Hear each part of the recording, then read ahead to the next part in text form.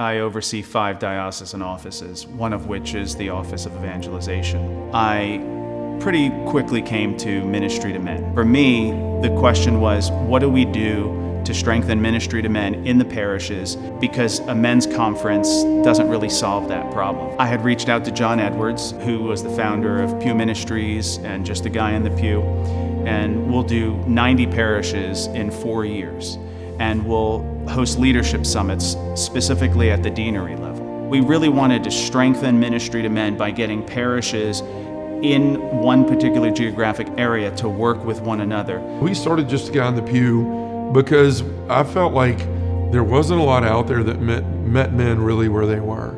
You know, I was a guy that by all means had everything the world tells you should have as a man. I had a beautiful wife, a family. I was a Fortune 250 salesman of the year, but I was a broken mess inside. And when the Lord allowed me to be brought to my knees in a jail cell in 2016, He called me to start a men's group. And I started to realize, man, there's not a lot of things in parishes that are meeting men where they are. What we want men to do is to come together and to organize ministry to men around the 4 pillars. Those 4 pillars are formation, worship, service, and fellowship.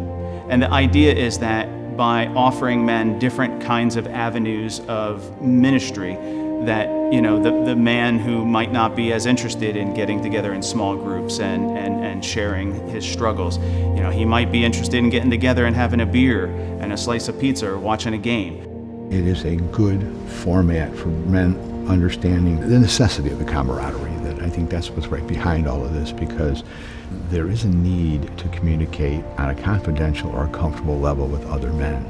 There's something rewarding a little bit to me to know that I'm not solitude in my thoughts and in my journey, and that there's a community of other people out there, men especially, who also share the journey of wanting to help the community too. At our parish, we developed a men's group that was born out of a conference led by John Edwards.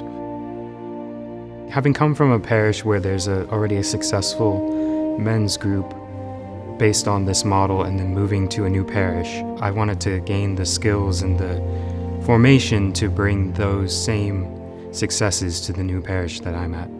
We can enter into that role, and it inspires the women, it inspires the family, and then all of a sudden you change the family, you change the church, you change the world, you change the culture. And so I believe that the diocese here, with all this effort that Adam has put together, and that will bear so much fruit, and it's just going to be a wonderful thing to see, and I think it's going to be a beacon of light to a lot of the other dioceses in the country that are wondering about, like, how do we get our men going? We know we need it. How do we do it? And I think this could be an answer for a lot of them.